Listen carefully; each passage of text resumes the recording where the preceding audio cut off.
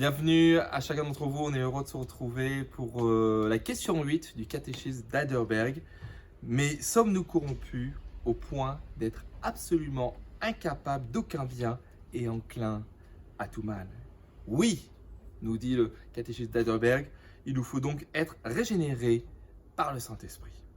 Voilà une affirmation bien difficile à accepter, bien celle que nous sommes tous corrompus, que nous sommes absolument incapables d'aucun bien et enclins à tout mal, que bon nombre d'entre nous combattront, les humanistes en premier, en affirmant que non, l'homme n'est pas mauvais en soi, mais c'est les circonstances de la vie qui le rendent comme cela, ou d'autres hommes moins bien intentionnés qui lui montrent un mauvais exemple. Et on pourrait d'ailleurs dire, regardez toutes les bonnes choses qui se font sur cette terre. L'homme est capable de faire le bien. Regardez toutes les œuvres sociales qui peuvent se faire, etc., etc.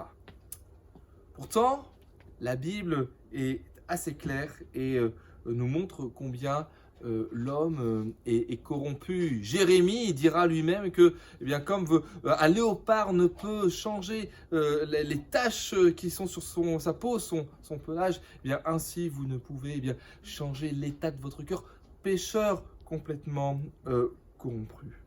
Par exemple, je n'ai pas appris à mes enfants à mentir ou à désobéir ou à cacher les choses ou même à être manipulateur, à pleurer toutes les larmes de leur corps, puis 3 secondes plus tard, à rire aux éclats. Voilà, ils font semblant. Mais pourtant, il y a dans la nature humaine quelque chose qui le rend incapable d'aucun bien, enclin à tout mal. Oui, nous sommes corrompus, incapables de faire le bien.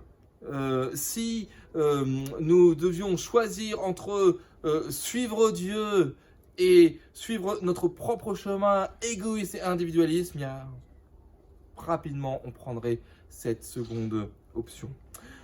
Pour nous changer, il faut donc effectivement une intervention divine, une intervention de Dieu par le Saint-Esprit, Dieu le Saint-Esprit. Et précisément, il s'agit pour nous d'être régénérés, de naître de nouveau, que notre nature vile, mauvaise, puisse être extirpée, qu'elle soit châtiée et que la nature de Dieu puisse prendre place.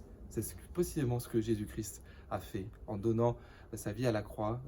Il a payé pour nous, c'est ce qu'on appelle la substitution pénale.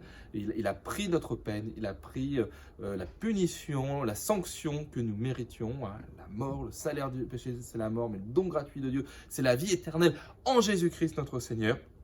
Et il nous a remplis du Saint-Esprit afin que nous puissions véritablement agir avec bonté, bienveillance, miséricorde, malgré notre faiblesse. Merci pour votre attention et je vous dis à très bientôt pour la suite des questions qu'on va aborder. À bientôt. Ciao, ciao.